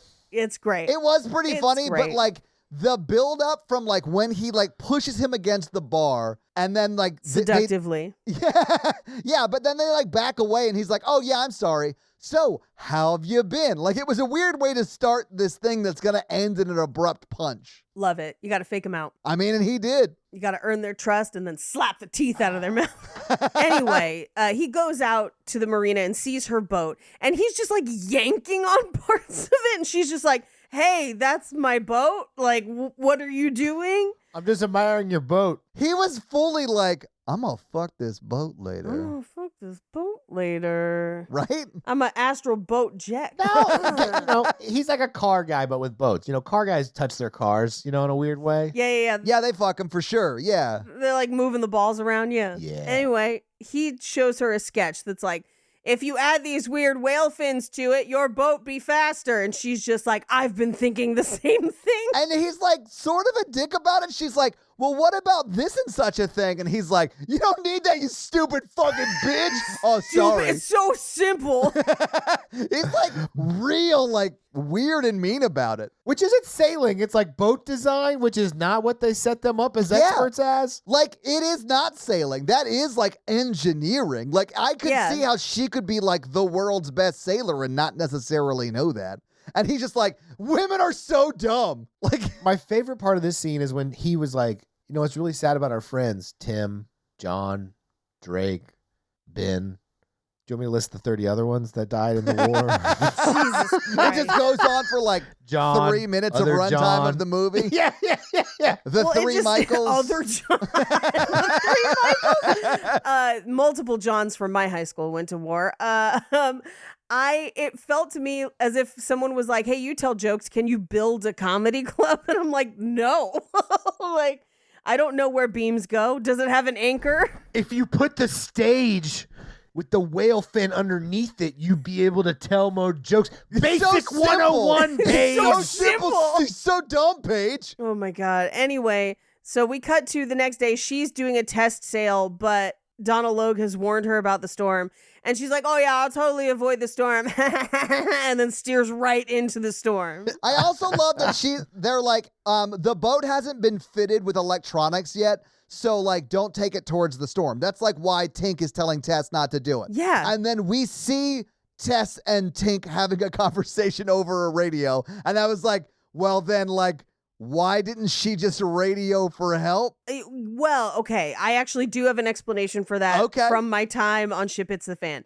There are often extra analog radios that either take batteries or some other, like a wind-up version Sure. so that you can still communicate, but they do have ranges. So you may be out of range. Okay. So I think the movie didn't think about that at all, and this is just a mistake. But there is a potential accurate thing that could have happened. Fair enough. Yeah, Wait, okay. you guys were giving me shit about anchors. I wrote 2 seasons of a podcast about fucking boats. But it was always when they were crashing, though. Yeah. So it was more about like who died and how. And I bet you every one of those boats, Paige, had a fucking anchor. Well, yeah, they were all really big ones. Exactly. And that's why the joke worked. But like way bigger than these ones anyway. I understand that on a technicality, you're right. I'm just saying. Anyway, we cut to while this storm is happening, he was playing catch with Sammy, and instead he's like, "No, it's time for surfing trash can lids," which is basically the baseball scene from Twilight, but with trash can lids. It is just two brothers having fun in the rain, and I've done that shit. Like, when I lived in Maryland, like the drainage ditches would like flood a little bit. Not a lot, but like there would be probably 3 inches of standing water at least. Which is huge, ladies. Right? It's plenty. You can fully feel it. It's plenty, guys. People panic about 3 inches of water. So why? I hate that that's where you took this, and then I have to complete the story, and that story is we would play in that 3 inches of runoff. You fucking And we would just get like pervert. soaked and like we would just get soaked. Like we were just like kids being kids, you know, doing boy shit. Like this scene made sense to me. It made me cry a little bit. My favorite is just picturing Mikey watching the weather and he's like 2 inches of snow and everyone freaks out, huh? Guess it is long enough. I make the same joke at fucking my insane. gym all the time where they're like 30 seconds of planks. That's a long time. And I'm like, yeah, ladies. And no one laughs ever. Ugh. Anyway, apparently he just always has trash cans. They play around. But we cut to he's scaring the gooses off the next day and he finds Tess at her father's grave. And at this point I was like, she's a fucking ghost. That's why she's at the grave. Is that where I forgot that this twist That's existed. where I guessed it. Yeah. I couldn't stop thinking about the ambulance and the kid being a ghost. And so I forgot that she was dead the whole time until it revealed it. She's not dead. She's an astral projection, guys. But I knew right away. Well, and in truth, I thought she was fully ass dead. Yeah. And then when I realized after they had ghost sex that it wasn't ghost sex and he could go save her, I was like, this movie has everything and I love it. If you could try a person out for 3 days like that. And if you don't like them, you leave them to die. Hang on. This is what I was asking on. at the beginning of the movie. If you could astral project yourself to somebody, try it out. You know, Everyone. I would do it to I mean, like, you'd have 3 days before you have to have like an actual relationship. Every weekend you could try somebody out from the comfort of your own bed. but would they have to agree or do you just show up and they automatically like you like a romance movie? Do you think you have to get sideswiped right? Okay. Because you get it because like you're in a coma because of the car wreck? Yeah, but you only get like 3 crashes a day. You gotta go gold, Paige. You gotta go gold. Yeah, you got to pay for that like premium. It's like $1,000 a month or whatever. I refuse. Well, first of all, it doesn't matter because I am not on any of these apps anymore. They were a nightmare. But secondly, even like right at the end of my Tinder era was when they were like, you could pay to get more matches. I was like, I don't need more matches. I am a woman. What I need is for dudes to actually message you back or to not just open every message with hey and a dick. Like that's what I need. Bumble didn't exist when I was still single. Anyway, so he takes her to his cottage to like clean up her head wound. And she asks him about like the whole boxes of stuff that's his brother's stuff. And he's like, yeah, maybe let's talk about it another time. And she's like, okay, fine. How about in 6 months when I come back? Ha ha ha. And he chases after her and is like, okay, can you come over and have dinner? Cool. So after he plays catch with his brother, he makes her dinner. And this is where we get the crazy story that his younger brother thought their dad played for the Sox, but really he just went out for Big League Chew and never came home. Yeah. He just like abandoned the family. And when his brother dies, the dad doesn't come back. No, of course not. It's crazy. He's too busy playing in the majors. But it basically posits that like the reason the kid wants to be good enough to play in the majors is to find his father, which is so nuts. You say that, but like it worked for Cal Ripken Jr. So like, Did it? I don't know. He should be able to find him easy because he's the same name. I'm sorry. Do you think it would be more difficult if your dad had a different name than you? Like you would still know your dad's name, right? Like you know what your dad's name is. You don't have to be like so self-centered that the only name you could possibly remember is your own name. Well, maybe they didn't know, but if you're a junior, at least you got a starting point. You know exactly what his name was. Unless your mom just lied to you. Because I saw a meme. Oh, God. I saw a meme today that I think I sent it to my friend who's a delivery nurse, where someone named their kid Philly cheesesteak Gray, and it's spelled crazy. Philly cheesesteak Gray Jr. And everyone's like, how could you name your kid Philly cheesesteak? And then the first comment that has like 1 million likes is like, how did everyone miss the junior?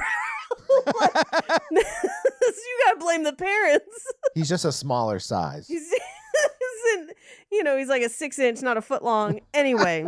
Which is big. Both of those are very large. 6 inches of rain is a big deal. Anyway, she asks him for the sketch of her boat. And he like comes up and like reaches over her to pull it down, and they end up kissing. And they do have like some chemistry in this movie. They definitely have chemistry. Yes, they do. They fucked, right? They definitely did. I feel like they did. They got naked on that grave. They have sex in the graveyard, and she remembers it later. Yes. I mean, Zac Efron and this and Amanda, I believe is her name. In real life, 100%. I mean, that is conjecture. I mean, I can't guarantee that. Allegedly, but like the chemistry off the charts. That's the one good thing about this movie. I mean, he did blastily project inside her for sure. No, he's real. She's fake. Yeah, that's why what I said works. His stuff is not ghosts coming out of there. It's real. It's just hitting that headstone behind him. Wouldn't it be in front of him? Yeah. I don't know what position it was in. It faded to black. He came on her dad's headstone. It wasn't her dad's. They're somewhere else in the graveyard. Because her dad's is the one with the hedges. There's only 3 choices. His brother, her dad. It's on Dave Franco's gravestone. Hell yeah. Are the 30 veterans. Jesus Christ. He calls that move the changing of the guard. No. Did he remember to wear a wreath? Oh my God, I'm going to hell. I don't think we will ever recover. No, she runs out into the graveyard and she's like, find me. And he like chases her out into the graveyard and they stone cold bowling on the graveyard. First she stops him and is like, I can't do this. I'm leaving for 6 months. I just can't make this mistake. And then immediately. That's the exact reason why you can do this. Yeah, that's what I was thinking. But also, she is at this point trapped and like knocked out on a rock, and she's playing hard to get. Oh, and he takes his old-timey lantern after her through the graveyard. Yes, you need an old-timey lantern for the ambiance. I'm pretty sure it's just a mason jar with some sand and a candle in it. Oh, modern lighting technology? Is that what you're saying? You need it so you can see whose grave you're defiling. Exactly. That's why she blows it out. She's like, don't tell Dad. No. But the flame doesn't go out because she's a ghost. Right. Yeah. Actually, it does go out. Wait. It's all an astral projection. Well, he can throw the brother can throw the ball. Yeah. It's like a Patrick Swayze ghost thing. I get it. Yeah, don't get too into the weeds with it. But she does notice his scars from being, jumped a few different times. But then he wakes up next to the goose, and this is where he says, this doesn't change anything. And I was like, she's gone. She's gone. That's because she was never there, and he fucked that goose, and he wanted that goose to know that he was still coming after it when he woke up. He woke up naked in his place of employment. Yes. With a goose. I mean, I do that all the time. I work from home. That's fair. Technically, he does too. I know, right? The film shows them both take off their clothes and start having the act. So this happens. This is a fact. It's an astral projection, a factual projection. It is. Yes. Face down, astral up. That's the way I like to fuck. Anyway, she is like back at the cabin. She's like getting his boat out and whatever. So they go out on the boat. Then they end up at a lighthouse at sunset.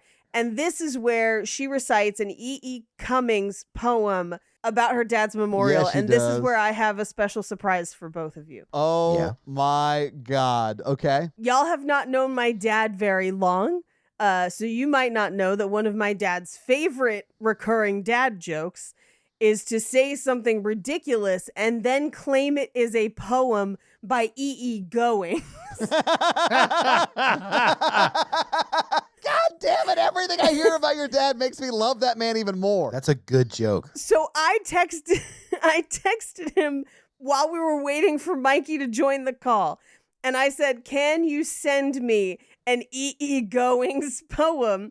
And he then replied, he's like, well, I have to record it because delivery is everything. He did also inform me that my mother helped co-write them. Love this. They are a comedy pair. Yes, I can send you these audio files, but I do want to play them for you.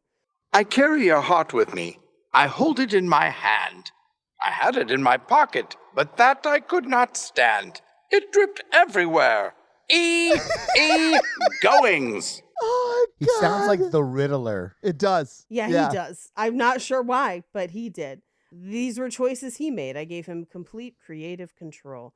Anyway, so I just thought that'd be fun for you guys. Goings. Your dad's the best. Anyway, she's like, come with me to sail around the world because you've got nothing going on. And he's like, I can't. And she's like, okay, fine. Meet me at the cottage. And he's like, oh no, I gotta go because I gotta go play. I can't tell you what I'm gonna do. So he runs to play catch with Sam. And this is where Sam is like, I can feel you forgetting about me. And I know that because you brought her. And he's like, what? Oh no. And so then Because she followed him. The brother lays the guilt on thick like younger siblings tend to do. He's like, I feel myself fading into nothing because you're 5 minutes late. I'd be like, all right, fuck off, okay? It's been 5 years. I also think that this is like a shitty way to position how your like dead loved ones would feel about you disconnecting from the trauma of losing them. yeah. I think the metaphor is I feel like I'm betraying my loved one by living a happy life. No, I get that, yes. Because of the grief of living them. Yes. I get that. And that is like his motivation, but his younger brother is like, you have to like relive the trauma of losing me or then I become nothing. And I thought that that was such a weird way to position like his dead younger brother's character. Yeah. I don't think for a second his dead younger brother doesn't want to go to heaven and want his brother to live like his own life, you know? Yeah. Yeah. That would be like your brother being like, you have to come podcast every week and talk about me for the rest of time. That is what is happening, Mikey. Is he on this podcast with us right now? Is your brother in the room with us right now? Regardless, she runs away and he goes back to the cottage and gets up the next day. Well, she's nice about it. She's nice about it. Yeah. But he's like, I don't have coffee. So he gets up to go get coffee. And meanwhile, they're like, hey, turns out she's been missing for 3 days. And he's like, but I was inside her last night. Like, what? I think at first he's like, oh shit, I was the last person who was with her. There's no way I'm not going to jail. There's evidence of me inside her. Like, that would make sense. But instead he's like, oh, I can see a lot more ghosts now, huh? It's like so you're saying any dead person's an option? Yeah. Well, he thinks she's dead. He thinks he fucked a dead girl conservatively half of this day. It isn't until later when he says, oh, she's still alive. Yeah. So he went through most of that day Yeah. thinking he fucked a ghost last night. How fucked up would you be if, like, you had this amazing night with someone you sort of knew from high school and you reconnected? It was this magical experience. You're both like 23 years old. And then you realize after waking up having sex with this person, you realize a few hours later that they died a few days before that. I would lose my mind. Like, that would be such a scary revelation. Not me, bro. I would to this day be knocking ghosts down left and right. I mean, you're talking about no consequences. No commitment. No commitment. Both of the C's Mikey hates the most. Those are the big C's in Mikey's book, Paige. I ain't scared of no ghosts. Yeah, no risks at all. Bustin' makes him feel good. They can't get pregnant. You're like the ferryman, but with your dick. You know the ferryman's name is Karen, and I am just gonna say this. We should make the ferryman Charlie St. Cloud. Like, we should just start referring to the guy who ferries you across the river Styx as Charlie St. Cloud. Because that's who I want to take me to heaven. I've been like, this was a lovely cruise, but you have to go to the afterlife now. The Thank you. love boat soon will be making enough. Anyway, he thinks she dead, and he like tosses his whole apartment, and then he finds the note she wrote that said, come find me. And he's like, oh, she's not dead. She's alive. And as he's processing that. Oh, wait. When does she realize she's dead and then like leaves the note? Did we already talk about that? Oh, no, you're right. Because he finds her at the grave and he's like, you're dead. And she's like, what? Because she left the note a while back. Yeah. Well, she looked in the reflection and was like, I have no reflection. Wait, what? I must have missed that part. When she's like, get the dog's running away. Oh, yeah. Because she's walking to where he's drinking coffee and no one notices her on the street. And he finds her the guy. So that's like right when he realizes. So this is after that. But Ray Liotta's wife, who we have never met before now, just shows up and is like, I'm insert character's name's wife. And I was like, who the fuck was that? And then she was like, this medallion. I was like, Ray Liotta. Got it. It honestly would have been better if he was just like, Ray Liotta. I'm Ray Liotta's wife. Because we don't remember what Ray Liotta's name is when he's on the screen. It's just Ray Liotta. Yeah. Why didn't his ghost just come and say this? Right? Why didn't his ghost just come and say this? Probably because they had to give the medallion and he's a ghost and cannot give a possession, right? But she leaves the note. Like, the rules are so, like... She's an astral projection, though, and maybe the rules are different. I don't know. I don't know about it. It certainly isn't explained in the movie. He could have mailed it and then showed up to talk about it when he opens the mail. Yeah, there's a lot of different things that could happen. Regardless, he gets the medallion and realizes she is alive, and he's like, we gotta go find her! So they steal Donald Logue's boat. I did love how they steal the boat, because it's, Charlie St. Cloud, Russell off-brand, and as Tink is finishing gassing of his boat, he goes inside to pay, I guess, and they just, steal the boat, and he, has to run out after it. And he makes it. Yeah, Russell No-Brand is like, he's not going to make it, we're fine. Oh, shit, no, he made it, he's here. And he has to, hold him down, and Charlie St. Cloud is like, listen, Tink, I ghost fucked her and I know where she is or whatever. And he's like, okay, let's go. Let's go. So they go out to where he thinks she would have been if he was making the same trip, if she steered right into the storm as she said she did. And at this point, they go out for a full day and some change. So he misses a sunset. So he knows he's going to lose Sam to save her. And as Sam runs through weird gold forest heaven, a shooting star tells him where she might be. No, that is where she is, Paige. That's where she is. That's her brother, the Red Sail Starburst. That is his brother, the Red Sail Starburst, right. Yes. But, it all happens because he's just like, my brother didn't show up, so I guess I'm allowed to go to heaven now. Right. And then he walks, and he gets shot through the lighthouse to heaven, and that is, where the star comes from. And then the star lands on the rock they find. It's so nuts. It's insane. And by that, I mean perfect. That is how it is described in the Bible. Not the one I read. I read Passover very differently. Yeah, I read this very differently. Anyway, so they go out to that rock and they find the boat, but they can't get to it because it's choppy seas on rocks. So he jumps off any opportunity to take his shirt off. Swims over. He's looking for her in the boat. He can't find her. His vest gets caught. He has to swim out of it. And he kind of gets dashed up against the rocks where he finds her on the rocks. And she's very clearly hypothermic. So he hugs her with his shirt off. Kinky. He strips her down and puts his body on her body, full on saint style or the saint style. Which actually is the thing. He's not just trying to get up in them guts again. Yeah, no, he does save her. Yeah. It saves her life. But, and I want to bring this up because I was thinking about it when, first of all, he gets up there. And the first thing he does, and I think they meant for him to be checking her pulse, but his hands instead look like he is choking her sexually. Yes! Into it, Paige. Let's talk about it. Yes, he does! Let's talk about it, Paige. He's like this, and I was like, is he choking her? And then he's like, she's still alive. And I was like, oh, pulse. Okay.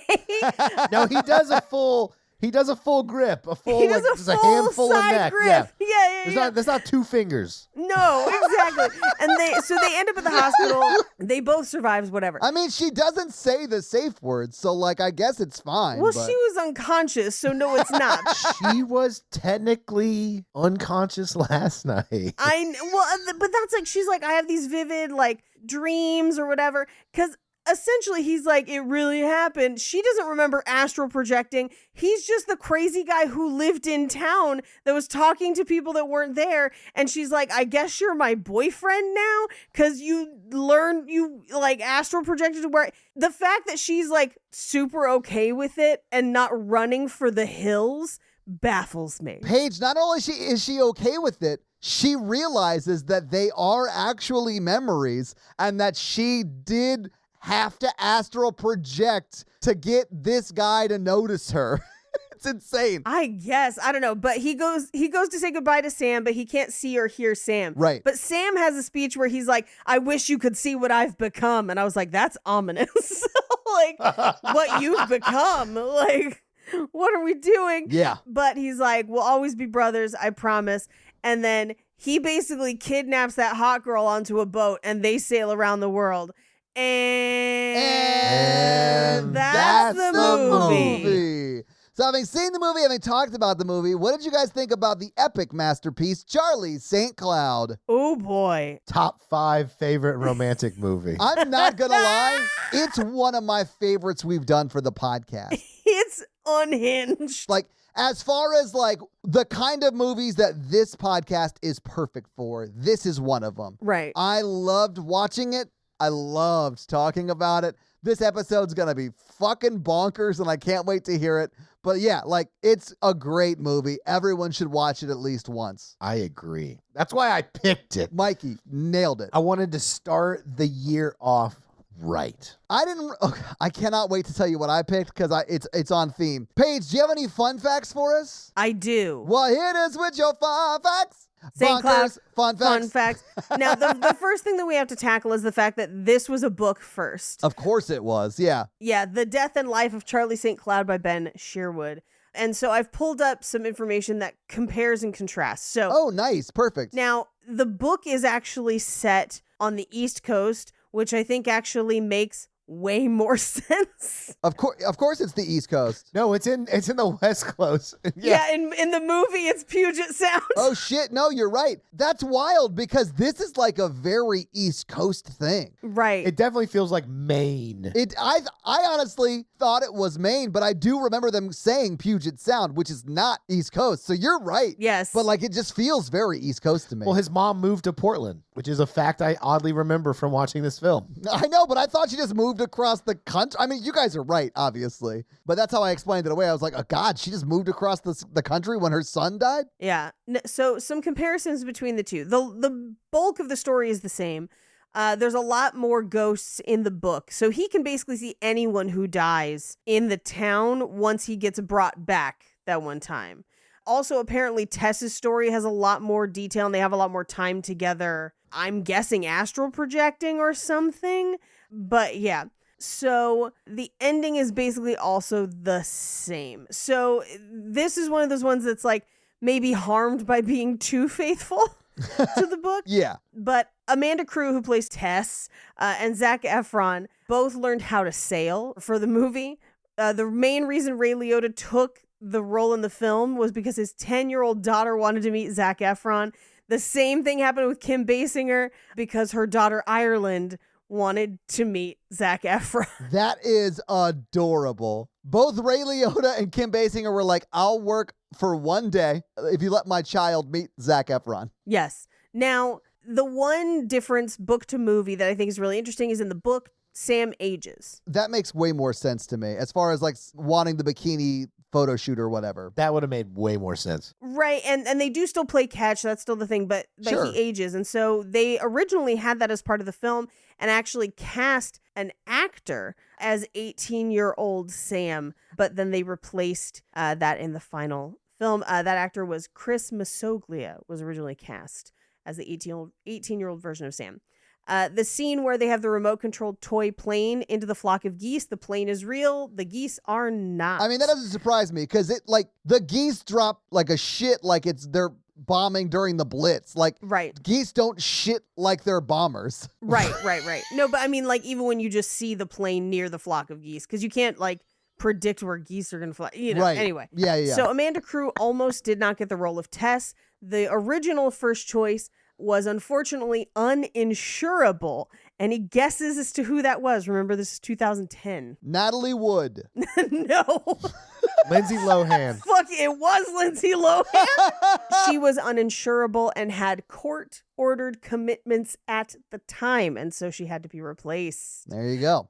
So Augustus Prew, who plays, as we have been calling him, Russell Storebrand, that part was originally written as an older Russian immigrant, which explains why he sings the Rah Rah Rasputin song. However, they rewrote it once they saw Augustus Prew's audition tape, but they didn't replace everything, including the Rah Rah Rasputin song. Okay. This is one of those books where there was a bidding war before the book was even formally published, and Universal won the rights. It's rumored that they paid between $500,000 and $1 million for the rights to this book. Good for the author. It must have been before they read it. I bet the book's better. I feel like there are parts of this that would play better in a book, but this still would be like I imagine it's a lot like a Nicholas Sparks kind of like. Yes. 100%. If you like those kind of books, I'm sure it's great, whatever. But Zac Efron dropped out of Footloose to be in this instead. Smart. I think that's a smart decision. Me too. Yeah, because that Footloose remake was... It's not the famous Footloose. It's not the Footloose that everyone has talked about and will talk about forever. You're not going to ever be Kevin Bacon in the 80s, you know? Right. So like, Yep. yeah, just do your own thing that's bonkers and fucking weird and make a name for yourself some other way. And Zac Efron's a great actor. Like, he's gone on to do amazing shit. But nothing as good as this. No, this is the peak for me as far as Efron goes. So because of where the film is set, they needed geese, but because they filmed in Vancouver, they had to CGI most of the geese or shoot them separately from the actors because geese are a protective species. And so, like, Canada geese could not be used. They used other varieties of geese that were not protected.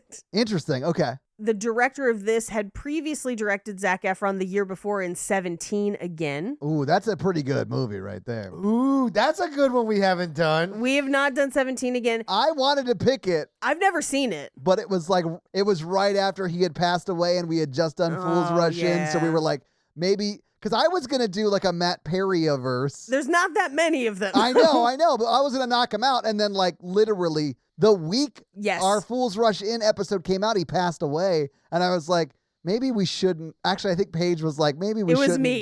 Yeah, maybe we shouldn't do it anymore. And I was like, fine. As resident Friends fan, love him. Gonna watch some Friends, but we should not do And this. we'll get back to it. We'll do them eventually. Oh, yeah, but we yeah, were yeah. like, we'll just give it a beat. Yeah. Now, this is a fun fact that may be real. Maybe it's a corn fact. I'll let you guys decide. Zac Efron wanted Cool Ranch Doritos and Diet Coke in his dressing room every day. They are his go-to cheat snacks, similar to Mikey Randolph of the Horror Virgin and Romancing the Podcast fame. Oh boy, this is going to get old very quickly for me, I think. I feel like this is maybe an accurate fact because, Yes, Mikey, I you don't- do like Cool Ranch Doritos? And I don't think it's too much of a stretch to think that Zac Efron enjoys them either. Not that much. I do not have any Cool Ranch Doritos in my house. I don't eat a ton of chips. But you do like Diet Coke. I do like Diet Coke. I'd like some stuff, but it is weird. I think it's hilarious. It is making me laugh. It's going to be a problem. They're going to remove them eventually. Yes. But whatever. But I have a real one. My real one's going to be removed from Santa Boot Camp because of this shit. I know, because you were I do- actually in I it. do. You guys are cheapening my legacy, and I don't like it.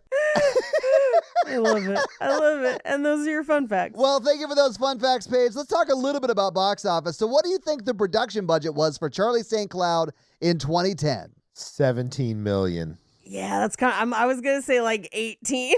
It's probably 25. Mikey, you think 25 is how much his budget was? Come on. Oh, God. Is it Is more? it way more than It's that? $44 million, guys. Which is a nuts amount of money for the way this film looks, is acted, all that stuff. Like, it's nuts. But that's how much it cost. Okay.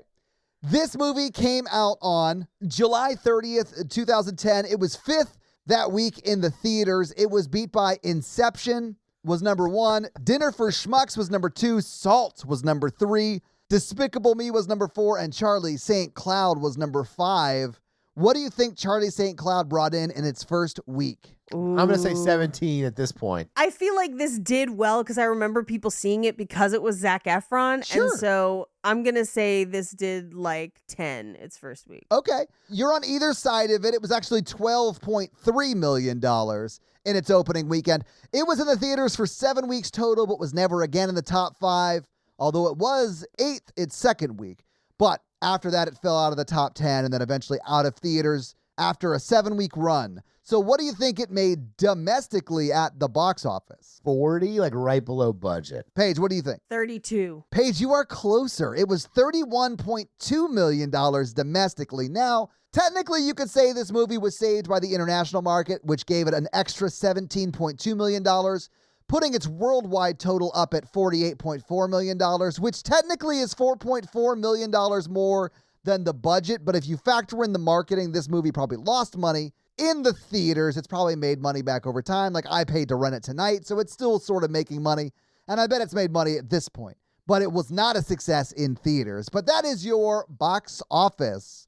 So, Mikey, you want to hit him with that romance scale? Yeah, romance scale is how romantic we find the film today. I'm changing the scale due to research I've read. It's a scale of 1 to 4. You've tried to do this a bunch of times, and I feel like it makes it more confusing for me. No. Research says that is the best scale to use. But then, like, if people go back and, like, track romance scales over time, or, like, we're just locked in at 10. We are locked in at 10. Yeah. We're not locked in at anything. We've moved hosts. We can move the scale. You know what I'm saying? Not on this show. We haven't moved anything. Well, we just made the scale up. It wasn't even in all the episodes. That's true. It wasn't in every. I'm going to give this a 2 on a scale of 1 to 4. What about other times when we've given other ratings that are higher than 4? I don't think I ever have, but you can do math. You can do math to change, like to do the scales.